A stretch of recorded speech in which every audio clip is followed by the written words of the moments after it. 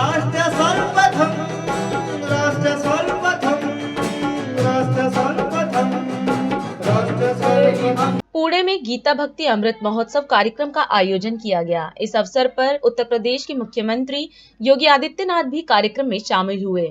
CM योगी ने इस दौरान कार्यक्रम को संबोधित किया। सीएम ने कहा कि महाराष्ट्र के लोग भाग्यशाली हैं क्योंकि उन्हें सदियों से संतों का आशीर्वाद मिल रहा है। वहीं उन्होंने बताया कि प्रधानमंत्री नरेंद्र मोदी ने उत्तर प्रदेश में डिफेंस कॉरिडोर की घोषणा की है और यह छत्रपति शिवाजी महाराज को समर्पित है।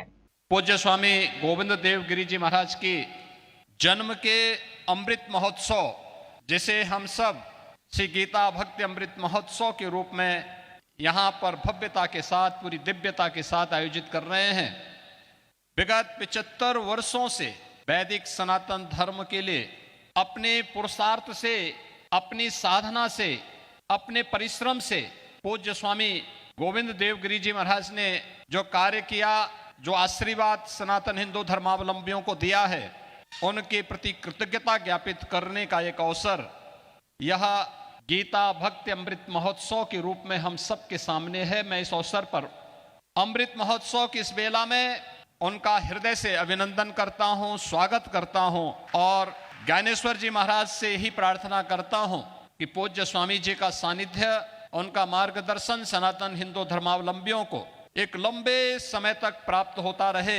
यह उनके श्री चरणों में बारंबार प्रणाम करते हुए प्रार्थना करता हूं। आज ये मेरा सौभाग्य है कि मुझे इस अद्भुत अवसर पर आनंदी आने का अवसर प्राप्त हुआ है। मेरे लिए इसलिए भी क्योंकि मैं नाथ संप्रदाय का एक सामान्य अनुयायी हूँ। सनातन धर्म के लिए गुरु परंपरा के अनुसार पूरे समर्पण भाव के साथ कार्य करता हूँ और हमारी परंपरा एक साथ मिलती है।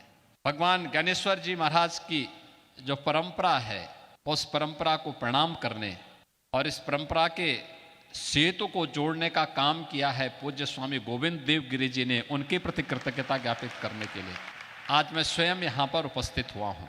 मन में बहुत दिनों से इच्छा थी, वर्षों से इच्छा थी। बचपन में मैंने ज्ञानेश्वरी पढ़ी थी और तब से इच्छा होती थी, ऐसी दिव्य विभूति कौन है जिन्होंने मात्र 15 वर्ष की उम्र में ज्ञानेश्वरी का उपदेश देकर के भक्तों को एक नई राह दिखाई, जिन्होंने 21 वर्ष की उम्र में संजीव समाधि लेकर के भारत की अध्यात्म को पूरे भूमंडल पर लहराने का काम किया था। ऐसे दिव्य संतों का सानिध्य प्राप्त हो।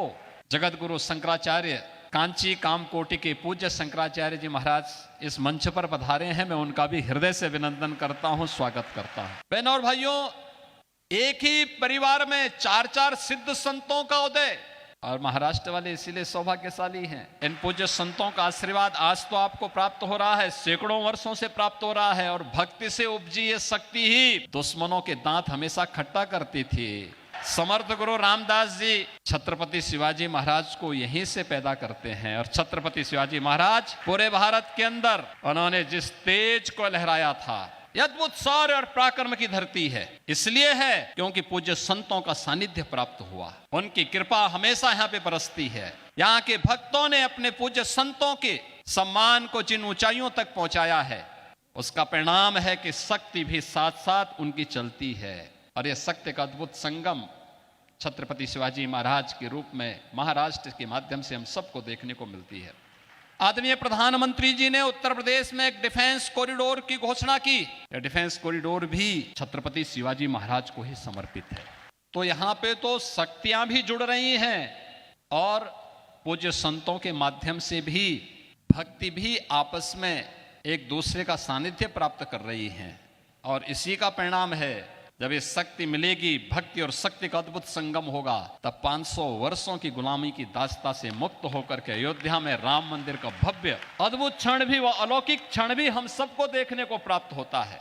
और ये नई अयोध्या, ये भव्य दिव्य और नव्य अयोध्या आप सबको भी अपनी ओर आमंत्रित कर रही है। और उसी आमंत्रण के साथ आज हम सब पूज्य स्वामी गोविंद देव गिरि जी, जिन्होंने अपने लिए नहीं सनातन वैदिक धर्म के लिए अपना सब कुछ समर्पित कर दिया, पूरे देश के अंदर, पूरी दुनिया के अंदर वैदिक पाठशालाओं की स्थापना करके श्रीमद् भगवत गीता के संदेश को जन जन तक पहुंचाने के लिए एक लंबी परंपरा को देश को दे करके ये देश वेदों का मार्गदर्शन प्राप्त करेगा। और इस अवसर पर मैं उनके जीवन के 75वें वर्ष में प्रवेश करने पर उनके प्रति हृदय से उनका अभिनंदन करता हूं। राष्ट्र सर्वप्रथम, राष्ट्र सर्वप्रथम।